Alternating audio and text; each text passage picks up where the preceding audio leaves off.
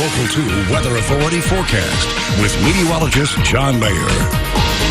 Welcome back, everyone. We are looking at a bit of cloud cover out there early on this morning. Starting to see those clouds spreading across the state, and that's all thanks to that cold front that made its way through yesterday afternoon and evening. That front really bringing a big change to our forecast out there. Temperatures taking a pretty hefty dip early on this morning.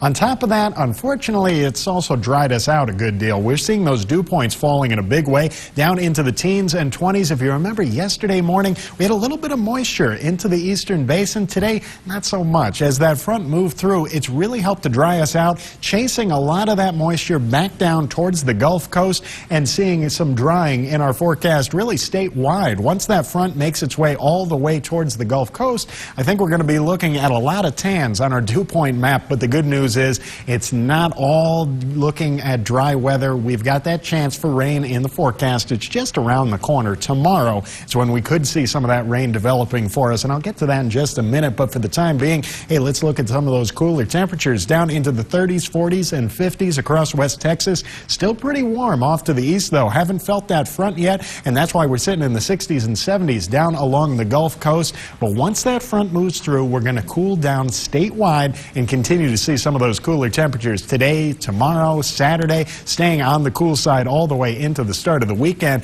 We're looking at mostly upper 40s and lower 50s, but the big question, the rain, well, here we go. Hour by hour forecast, bringing in some of those clouds a little bit later on today, just in front of the rain chances. By this evening, could start to see that cloud cover increasing, and then overnight is when we have that chance for some showers developing into the northern basin, seeing a few of those showers up around I-20 and then really spreading down to the south between I-20 and I-10. Best chance for that rain developing around Fort Stockton, Big Lake. That's going to be the area to keep an eye on for most of these showers and storms, and it could lead to, well, some pretty decent rainfall numbers throughout the course of the day tomorrow. And really, I think most of us will see at least a few sprinkles out there. There are going to be some spots, especially far off to the west, that might be staying dry throughout the course of the day, but for the most part, I think the majority of us are going to see at least a little bit of rainfall in our forecast. Still waiting on that second cold front, the one down to our southeast. Well, that's already made its presence felt, but the one off to the north, that's the one we're going to keep an eye on, and that's what could be bringing